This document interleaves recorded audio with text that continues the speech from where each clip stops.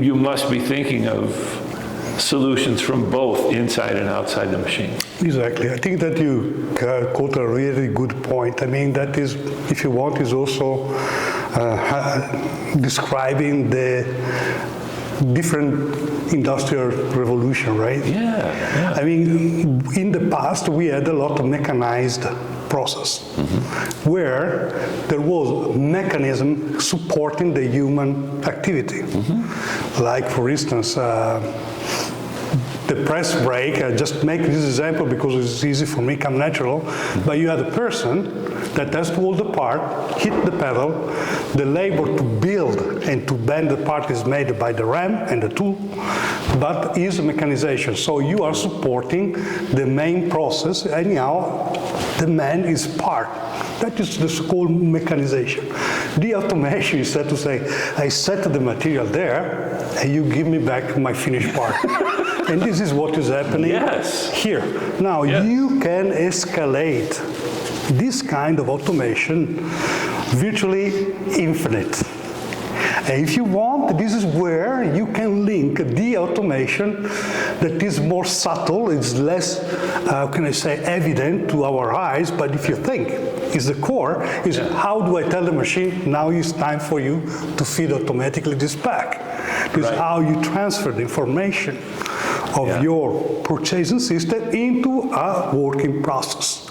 Yes. And exactly, I think that Salvagnini history is really like that. We built the automation of the process in the machine to eliminate as much as possible the mechanization. And therefore they say, hey, wait a moment, that is not enough. Because we have to be like giving more information to the system to act at the right time. And try to create ways, not to so much to speed up a laser head going across a piece of steel, although that's fine. If you can do it faster, wonderful. But it's to speed up all the processes before and after those things. That is a very good statement, I would say. We used to say, no matter how fast you cut, is how fast you take part out. That is the key if you want.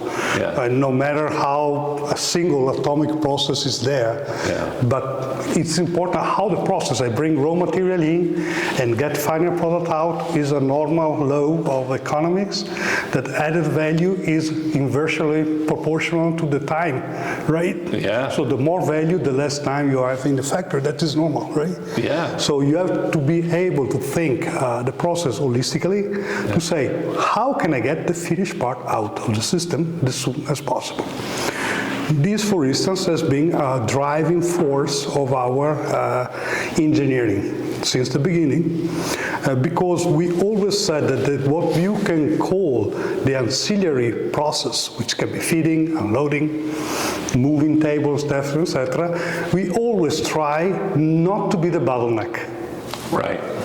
And to create synchronization wherever is possible, to make parallel action, which can be, for instance, load the part whilst you are also unloading. So to avoid that you make sequential tasks if they are not strictly necessary. Of course, when I do a punch, I cannot do a lot more. I have to set the material, go up and down with my ram, and then move. But for instance, if I'm doing that, at the same time I can have the part coming, then you have to do that. That's why since the beginning, we added this famous word that is multitasking. Since the beginning, we had the need to have a multitasking system in our software, in our control, because we need to think like you have to do something in parallel.